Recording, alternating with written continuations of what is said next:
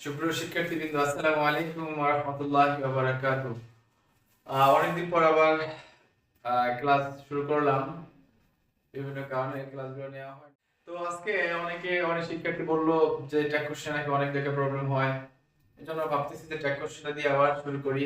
যদি আমার এই অল্প প্রচেষ্টায় যদি কারো একটু উপকার হয় তাহলে আমি নিজেকে ধন্য মনে করব। যে আমরা আজকে একটু ট্যাগ কোশ্চেন নিয়ে আলোচনা করি।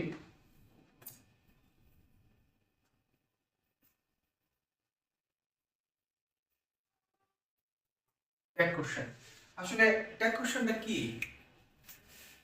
ট্যাগ কোশ্চেন হলো আমরা বলি না ইন্টারগেটিভ সেন্টেন্স।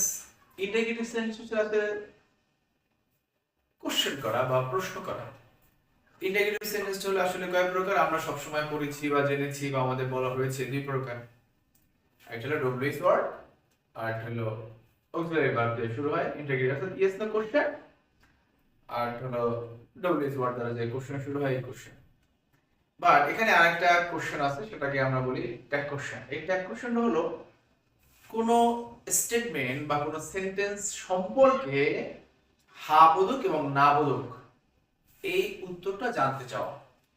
অর্থাৎ একটা স্টেটমেন্টের শেষে ওই স্টেটমেন্ট সম্পর্কে তথ্য জানতে চাওয়া, যেটা কি হ্যাঁ বোধক বা না বোধক এই ধরনের একটা তথ্য জানতে চাই, এটাকে বলা হয় ট্যাগ কোশ্চেন। এটা ডব্লিউএস কোশ্চেন বা ইয়েস নো কোশ্চেনের মতো ফুল একটা কোশ্চেন নয়। যেমন ট্যাগ কোশ্চেন করতে হলে আমাকে প্রথম মানে একদম বেসিকটা কি জানতে হবে, কি চিনতে হবে? প্রথম চিনতে হবে ভার্ব কি। এখানে ভার্ব কোনগুলো এর জানতে হবে, সাবজেক্ট চিনতে হবে। ভার্ব এবং সাবজেক্ট যদি আমি খুঁজে বের করতে পারি তাহলে একটা কোশ্চেন আমার জন্য একদম ইজি হয়ে যাবে। এরপর শেষে একটা কি থাকবে, একটা কোশ্চেন মার্ক থাকবে। আর দ্বিতীয়টা আমরা কি খুঁজবো, এই ট্যাগ কোশ্চেনের মধ্যে কোনো নেগেটিভ ফর্ম আছে কিনা, অর্থাৎ মূল স্টেটমেন্ট অ্যাফার্মেটিভ না নেগেটিভ, এটা খুঁজে আমাকে বের করতে হবে। Negative, affirmative.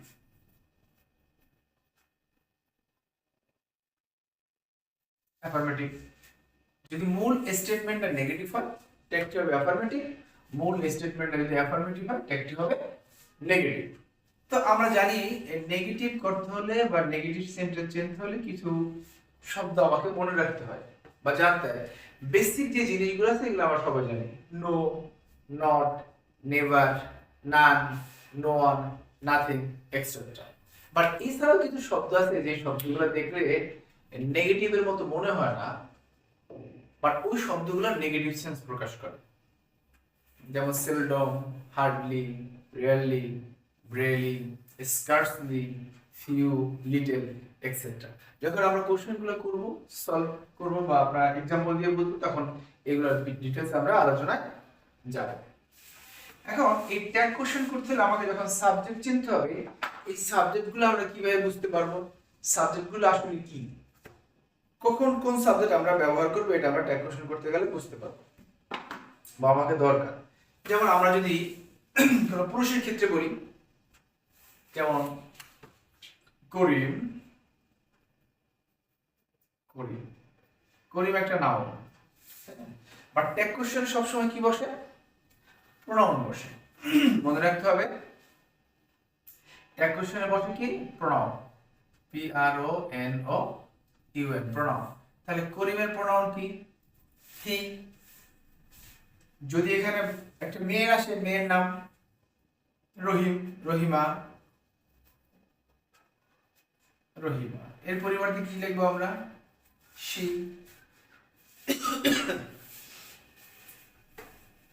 এখন এটা তো আমরা একদম বেসিক জানলাম যে কোনো বয় যদি বুঝায়, অর্থাৎ কোনো ছেলেকে মিন করলে তার পরিবর্তে হি বসে, কোনো মেয়েকে মিন করলে তার পরিবর্তে শি বসে। বাট ট্যাগ কোশ্চেনে আর কিছু জিনিস আছে বেসিক, যেগুলো কি, যেমন যদি বডি থাকে, বডি, বডিগুলো কি কি, everybody, anybody, somebody, nobody, still body, dead body, card body ইত্যাদি। But still body, dead body এগুলো তো হয় না, ফার্মের জন্য বললাম আর কি। যদি ট্যাগ কোশ্চেনে কোনো বডি থাকে তাহলে তার পরিবর্তে আমরা কি ব্যবহার করব, দে ব্যবহার করব। যদি থিং থাকে থিং, নাথিং, এভরিথিং, সামথিং ইত্যাদি, তাহলে কি ব্যবহার করব আমরা? ইন ব্যবহার করব। নাথিং, এভরিথিং, সামথিং থাকলে যেমন THING thing, nothing, everything, something ইত্যাদি, তার পরিবর্তে আমরা কি ব্যবহার করব? দিয়ে ব্যবহার করব। ওয়ান, ওয়ান থাকলে তার পরিবর্তে আমরা কি ব্যবহার করব? দিয়ে ব্যবহার করব। এরপর ট্যাগ কোশ্চেনে আরেকটা বেসিক জিনিস আছে, যেগুলো হলো আমরা জানি, যেমন GOD গড, ALLAS আল্লাহ, গড আমরা আল্লাহ ইউজ করি। যদি এই কোন ট্যাগ কোশ্চেনের সাব হিসেবে আল্লাহ থাকে, এর পরিবর্তে আমরা হি ব্যবহার করব। বাট মনে রাখতে হবে, আমরা অন্য রহিম, করিম, যদু, মধুসূদু এদের পরিবর্তে যে হি ব্যবহার করি, সেখানে আমরা ছোট হাতের এইচ ব্যবহার করি। বাট আল্লাহর ক্ষেত্রে বা গড যদি থাকে, এদের ক্ষেত্রে অলমাইটি আর সুপ্রিম পাওয়ার, এদের ক্ষেত্রে সবসময় আমরা বড় হাতের এইচ ব্যবহার করব। এর কারণ কি? তাদেরকে এমন রেসপেক্ট মানে দেব আমরা, যে এদের সুপ্রিম পাওয়ার, এদের সমকক্ষ কেউ নাই, এই জন্য আমরা এই ব্যবহার করব। এক কোশ্চেন অল থাকে, অল, এ ডাবল এর অল হলে এর পরিবর্তে আমরা ইট ব্যবহার করব। বাট যদি অল এর পরে কোনো নাউন থাকে, অল প্লাস নাউন, তার পরিবর্তে আমরা কি ব্যবহার করব? দিয়ে ব্যবহার করব। যদি অল প্লাস নাউন থাকে, পরিবর্তে দিয়ে ব্যবহার করব। এই বেসিক জিনিসগুলো যদি আমাদের মাথায় থাকে, তাহলে আমরা খুব সহজে ট্যাগ কোশ্চেনের সাবজেক্টটা খুঁজে বের করতে পারব। এরপর ট্যাগ কোশ্চেন আরেকটা জিনিস আছে কি? ফার্স্ট পারসন, অর্থাৎ first person, second person, third person হলে এর পরিবর্তে আমরা কি ব্যবহার করব? উই ব্যবহার করব। উই, আমরা। যদি সেকেন্ড পারসন এবং থার্ড পারসন থাকে, তাহলে আমরা সেখানে কি ব্যবহার করব? সেকেন্ড পারসন এবং থার্ড পারসন থাকে, এর পরিবর্তে আমরা ব্যবহার করব ইউ। আর যদি third person plus third person থাকে, অর্থাৎ থার্ড পারসন আর থার্ড পারসন থাকে, তাহলে কি ব্যবহার করব? আমরা দে ব্যবহার করব। আর যদি কোনো বস্তু বা কোনো কিছু বোঝায় অন্য কিছু, সেখানে অলওয়েজ আমরা কি ব্যবহার করব? ই ব্যবহার করব। যা ধরা যায় না, ছোঁয়া যায় না, দেখা যায় না, এরকম যদি কোনো কিছু থাকে, সেখানে আমরা ই ব্যবহার করব। এই হলো আমাদের সাবজেক্ট চেনা বেসিক একটা নিয়ম। এখন প্রিয় শিক্ষার্থী, তোমরা এটা মনে রাখার জন্য তোমার নিজের সুন্দর করে নোট করে রাখতে পারো। বিষয়টা এরকম যে ছেলে হলে বা বয় বা কোনো পুরুষ হলে তার পরিবর্তে হি বসে, মেয়ে হলে দে বসে, অন হলে দে বসে, বডি হলে দে বসে, থিং বা কোনো বস্তু যদি বোঝায়, তার পরিবর্তে ইট বসে। First person, second person, third person থাকলে তার পরিবর্তে উই ব্যবহার করা হয়। সেকেন্ড পারসন এবং থার্ড পারসন থাকলে ইউ ব্যবহার করা হয়। থার্ড পারসন থাকলে দে ব্যবহার করা হয়। কোনো বস্তু থাকলে সেখানে আমরা কি ব্যবহার করি? কোনো বস্তু থাকলে সেখানে আমরা কি ব্যবহার করি? ইট ব্যবহার করি। এগুলো সাবজেক্ট হিসেবে ব্যবহার করলাম। এরপর আমাদের চিনতে হবে কি? ভার্ব চিনতে হবে। সাবজেক্ট আমরা পেয়ে গেলাম, তারপর চিনব কি আমরা? ভার্ব। আমরা সাধারণত জানি, আর কি, সাবজেক্টের পরে ভার্ব থাকে। এখন সাবজেক্ট নাউন হতে পারে, একটা নাউন ফ্রেজ হতে পারে, আর বড় কিছু হতে পারে। যাই হোক, এই সবগুলো নিয়ে যখন আমরা সাবজেক্ট পাবো, এরপর আমরা ভার্ব পাবো। এখানে ট্রান্সলেশন করার ক্ষেত্রে আমাদের অক্সিলারি ভার্ব এবং মেইন ভার্ব, সাধারণত অক্সিলারি ভার্ব যদি পেয়ে থাকি আমরা, তাহলে অক্সিলারি ভার্বের সাথে নট যোগ করব এবং তারপরে আমরা সাবজেক্ট ইউজ করব। আমরা যদি একটু দুই একটা উদাহরণ দেখি, তাহলে হয়তো আরেকটু সহজ হয়ে যাবে। He is a student. আচ্ছা, পরীক্ষার সময় তোমরা অবশ্যই ট্র্যাক কোশ্চেন করার সময় মূল সেন্টেন্সটা সুন্দর করে লিখবা, তারপর কমা দিবা, এরপর অ্যানসারটা করবা। হি ইজ এ স্টুডেন্ট, এখানে সাবজেক্টটাকে ইজ, এখানে এই ইজটা মেইন ভার্বের কাজ করছে। কেউ যদি মনে করে মেইন ভার্ব আমরা অক্সিলারি ভার্ব হিসেবে ব্যবহার করব, সে তার মতো চিন্তা করে করতে পারে। বাট এই সেন্টেন্সটা হলো একটা অ্যাফার্মেটিভ সেন্টেন্স, অর্থাৎ হাবোধক একটা স্টেটমেন্ট প্রকাশ করছে। এই ট্যাগ কোশ্চেন হবে কি? না বোধক। তাহলে আমাদের মনে রাখতে হবে, ট্যাগ কোশ্চেনে কখনো is not, are not, am not এই ফুল ফর্ম লেখা যায় না, সংক্ষিপ্ত ফর্ম লিখতে হয়। তাহলে ইজ নট এর সংক্ষিপ্ত ফর্ম হলো কি? ইজেন্ট, অর্থাৎ ইজ নট এর সংক্ষিপ্ত হলো কি?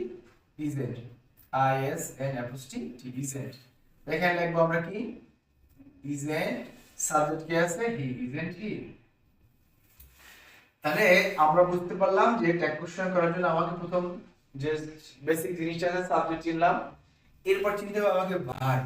এখন আমরা অক্সিলারি ভার্বগুলো চেনার জন্য আমরা খুব সহজ একটা নিয়ম লিখতে পারি সহজ করে, যেমন বি ভার্বগুলো। বি ভার্বগুলো কি কি? am, is, are, was, were। মনে রাখার সুবিধা, এইভাবে লিখলে জিনিসগুলো তোমাদের তাড়াতাড়ি মনে থাকবে। Be verb. তারপর আমরা লিখতে পারি ডু ভার্ব। ডু ভার্ব কি কি? Do, did, does. এরপর লিখতে পারি আমরা হ্যাভ ভার্ব। হ্যাভ ভার্ব কি কি আছে? Have, has, had. এরপর আছে কি modal verb. Modal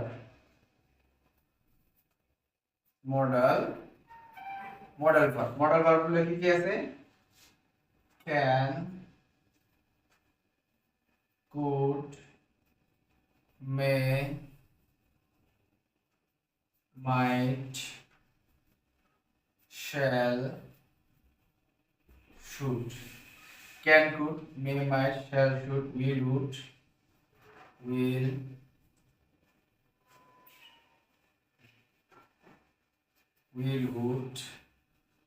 must,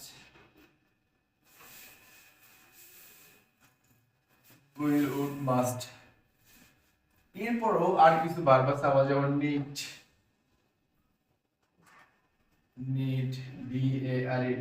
etc। এখন মনে রাখার সুবিধাটা আমরা যদি এইভাবে আলাদা আলাদা করে লিখে নিই, বি ভার্বগুলো কি কি, ডু ভার্বগুলো কি কি, হ্যাভ ভার্বগুলো কি কি, মডাল ভার্বগুলো কি কি, তাহলে আমাদের এই অক্সিলারি ভার্বগুলো মনে রাখা খুব সহজ হবে।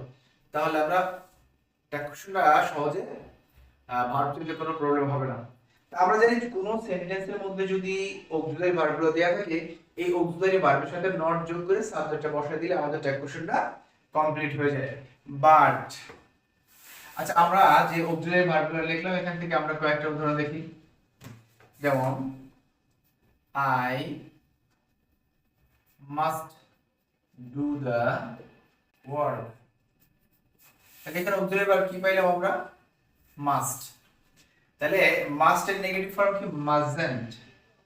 M U S N T, মাজেন্টাইল। তো দুটো আমরা লিখতে পারি she will do the sum। she will do the sum, সে অঙ্কটি করবে। এই যে উইল হলো অক্সিলারি ভার্ব, উইলের টাকা সে উইল নট না কিন্তু owned, w o n apostrophe owned she। এটা হলো ট্যাক্সন। এখন এইগুলো হলো বেসিক, অর্থাৎ আমরা যদি অক্সিলারি ভার্বগুলো পেয়ে যাই তাহলে ট্যাক্সনটা করা আমাদের খুব সহজ হবে। বাট প্রবলেম হলো যে সেন্টেন্সের ভিতর কোনো অক্সিলারি ভার্ব থাকবে না, অর্থাৎ বি ভার্ব বিহীন বাক্য। বি ভার্ব বিহীন বাক্যগুলো কি কি? মানে হিউজ বাক্য আছে। জাস্ট আমি কয়েকটা উদাহরণ দিয়ে বোঝাই। কেমন? he drinks, he drinks coffee, she drinks coffee, সে চা পান করে।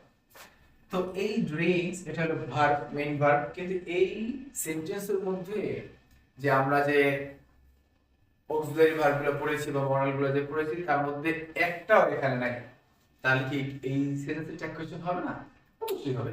কিভাবে করতে পারি আমরা? যদি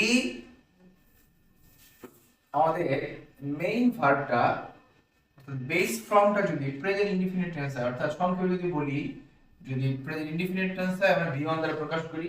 যদি প্রেজেন্ট ইনডিফিনিট টেন্স হয় তাহলে কি বসাবো? ডু। যদি পাস্ট টেন্স হয় তাহলে কি বসাবো? ডিড। যদি ভার্ব এর সাথে এস অথবা ইএস থাকে তাহলে বসাবো ডাস। তাহলে আমরা দেখলাম সাবজেক্ট হি, এরপর আছে কি? এস। তার মানে অবশ্যই 12 সাথে যদি এস আছে তাহলে অবশ্যই সেখানে কি বসবে, ডাস বসবে। তো যেহেতু subject third person singular number আছে এই জন্য বসাইলাম ডাস, ডি ও ই এস, ডাস। এই সেন্টেন্সটা একটা অ্যাফার্মেটিভ সেন্টেন্স, এই জন্য এখানে একটা কি বসবে, নট, এন্ড, ডাজন্ট। সাবজেক্ট কেরা, হি, ডাজন্ট হি। যেমন R A F I Q, Rafiq. A T H, rice. এই এটা কোন টেন্স, V2, তাহলে V2 এর বার কি বসে দিলে, এবার ডিড, লিখলাম ডিড। কোন নেগেটিভ ফর্ম আছে নাই, লিখলাম ডিডন্ট। সাবজেক্টকে রফিক, রফিকের পরিবর্তে আমরা কি পাইছি, প্রথম আমরা কি বলছিলাম, যদি কোন স্লেভ বোঝায়, কোন ছেলে বোঝায় বা কোন বয় বোঝায় তাহলে তার পরিবর্তে আমরা কি ব্যবহার করি, ই ব্যবহার করি, এবং শেষে একটা কোশ্চেন মার্ক ব্যবহার করি। এখানে আরেকটু ব্যতিক্রম জিনিস আছে, যে ব্যতিক্রম কিছু ভার্ব আছে, যে ভার্বগুলো বেস ফ্রম, পাস্ট ফ্রম এবং পাস্ট পার্টিসিপল ফ্রম একই সেন্স প্রকাশ করে, দ্যাট মিন্স একই রকম থাকে, কোনো চেঞ্জ নেই। যেমন আমি একটু বুঝলাম এখানে, যেমন ইউ আর ই এড, ইউ রিড আ বুক।